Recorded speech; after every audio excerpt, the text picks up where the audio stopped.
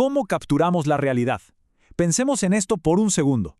¿Y si la realidad que percibimos es, en parte, una invención? Hoy vamos a meternos de lleno en uno de los intentos más audaces de la historia del arte, esa pretensión de mostrar el mundo tal cual es. A ver, veamos cómo lo intentaron. A ver, ¿qué es la verdad?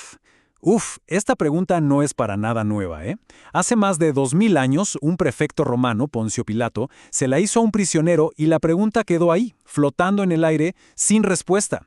Y es que esa búsqueda de la verdad ha sido siempre el motor de la filosofía, y como vamos a ver, fue la obsesión de toda una generación de artistas. Y bueno, acá es donde se pone interesante. El escritor Juan Carlos Onetti nos lanza este desafío, directo a la cara. ¿Por qué cree usted que su realidad es la realidad? Es una pregunta que te deja pensando, ¿no? Nos obliga a cuestionarnos. ¿Será que el mundo que vemos es el mismo para todos? ¿O es simplemente la película que cada uno se arma en su cabeza? Entonces, si lo real es algo tan difícil de atrapar, ¿cómo se supone que un artista puede siquiera intentar capturarlo? Bueno, justamente en esa tensión, en esa lucha, la literatura del siglo XIX encontró su gran misión. Pensemos en esto un momento. Lo que hoy damos por sentado como ciencia, hace siglos era considerado magia. Lo que antes era una verdad absoluta, hoy es un simple mito. O sea, la realidad no es una foto fija, para nada.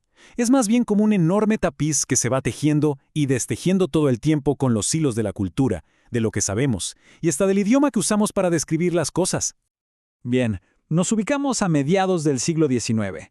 El mundo está en plena ebullición, lleno de cambios, y en medio de todo eso, un grupo de artistas se propone algo que, para la época, era radical. Querían capturar la realidad de una forma mucho más auténtica, más tangible. Pero ojo, no lo hicieron de la nada. Fue una reacción directa, casi una rebelión, contra todo lo que había venido antes.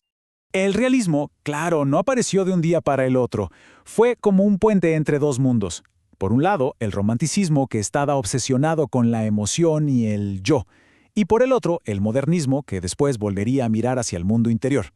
Nació en una era de fábricas echando humo, de una nueva clase social, la burguesía, que de repente tenía dinero y poder, y una fe casi ciega en que la ciencia lo podía explicar absolutamente todo. Y el cambio fue brutal, de verdad. El romanticismo miraba para adentro, al individuo, a esos sentimientos súper exaltados, en paisajes lejanos, exóticos.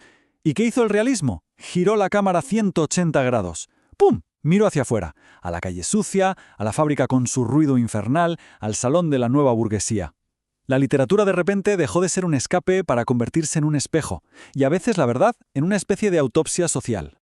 Ok, pero a ver, ¿cómo lo hicieron? O sea, ¿cuáles eran sus herramientas?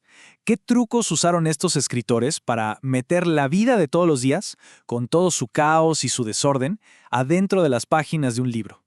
La misión era súper clara, representar la realidad lo más fielmente posible. Y eso significaba, bueno, decirle chao a los fantasmas, a los héroes de capa y espada, a esos amores súper idealizados. El objetivo era poner un espejo delante del mundo, que reflejara las luces, sí, pero sobre todo, que mostrara las sombras.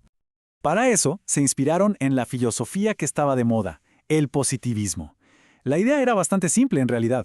Si no lo puedes ver, medir y comprobar, entonces no es real. Así que los escritores, ¿qué hicieron? Se pusieron la bata de científico, literalmente. Se convirtieron en observadores súper meticulosos de la sociedad, tomando notas como si estuvieran estudiando, no sé, insectos en un laboratorio. Y miren esta frase de Stendhal, uno de los padres del movimiento. Es que lo resume todo a la perfección. La novela debe ser un espejo. O sea, la novela ya no era una ventana para escaparse a mundos fantásticos. No, ahora era un espejo que iba caminando por la calle reflejándolo todo. El cielo azul, claro que sí, pero también el barro del piso. Entonces, el foco cambió por completo. Dejaron de lado a los reyes, a los caballeros, y se empezaron a centrar en la gente común, la gente de a pie. De repente, el héroe de la historia podía ser un médico de pueblo, una esposa aburrida en una ciudad de provincia o un obrero explotado en una fábrica. El escenario ya no era un castillo lejano, era la calle de al lado. Y para lograr ese efecto de espejo claro tuvieron que perfeccionar su técnica. La novela se convirtió en su formato ideal. ¿Por qué? Porque les permitía hacer descripciones súper detalladas, a veces casi obsesivas, para que todo se sintiera real. Crearon personajes complejos con la psicología de una persona de carne y hueso, no simples héroes o villanos de cartón. Y, lo que es clave, usaron sus historias para poner a la sociedad bajo el microscopio y criticar sin pelos en la lengua la hipocresía, la desigualdad y la corrupción.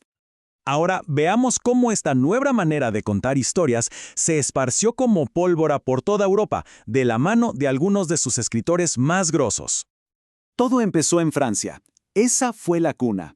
Ahí tenés Stendhal, que era un maestro en diseccionar la psicología de sus personajes.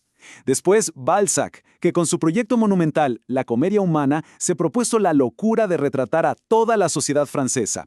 Y claro, Flaubert, que con su obra maestra Madame Bovary llegó a la perfección con un estilo objetivo, casi de cirujano. Si cruzamos el Canal de la Mancha, llegamos a Inglaterra, y ahí el realismo se puso la camiseta de la denuncia social. Charles Dickens se convirtió en la voz de los que no tenían voz, ¿no? Le mostró al mundo sin filtros la durísima realidad de los niños que trabajaban y de los pobres en las nuevas ciudades industriales. Y después en Rusia, en Rusia el movimiento se fue a otro nivel completamente. Se metieron a explorar las profundidades del alma humana. Dostoyevsky, por ejemplo, nos mete de cabeza en la mente torturada de un asesino en Crimen y Castigo, y te deja pensando en qué es el bien y qué es el mal. Y mientras tanto, Tolstói pintaba un mural gigantesco, épico, de la sociedad rusa en guerra y paz, mostrándonos cómo la gran historia pasa por encima de las vidas de las personas. Bueno, y llegamos al punto clave. Después de todo este esfuerzo titánico por meter la realidad adentro de un libro, ¿qué quedó? ¿Qué nos dejó todo esto? ¿Cuál es su verdadero legado? A ver, el realismo no es que murió y ya, más bien mutó. Se transformó en algo todavía más extremo, el naturalismo. Con Émile Zola como su gran campeón, este movimiento fue un paso más allá. Ellos decían que las personas en realidad no son libres, sino que están determinadas por su genética y por el ambiente en el que nacen y crecen. Y claro, esto los llevó a explorar los lados más crudos, más oscuros de la condición humana. Pero quizás su legado más importante es algo que hoy damos totalmente por sentado. Es que el realismo cambió las reglas del juego para siempre. Pensemos, ¿por qué esperamos que un superhéroe tenga dudas existenciales? ¿O que un elfo en un mundo de fantasía sienta celos? Bueno, es porque esperamos que, no importa qué tan loca sea la historia, sus personajes tengan algo de verdad humana, algo que podamos reconocer. Esa idea, esa expectativa, es herencia directa del realismo. Y todo esto nos trae de vuelta al principio. Pero ahora, en nuestro presente, en esta era de filtros en redes sociales, de deepfakes y de inteligencia artificial, esa vieja pregunta de Pilato, ¿qué es la verdad?, resuena más fuerte que nunca. ¿No les parece? En un mundo donde la realidad se puede fabricar con un solo clic, ese viejo intento de los realistas por capturarla ya no es solo un desafío para el arte, se convierte en una pregunta fundamental sobre cómo vivimos y en qué creemos.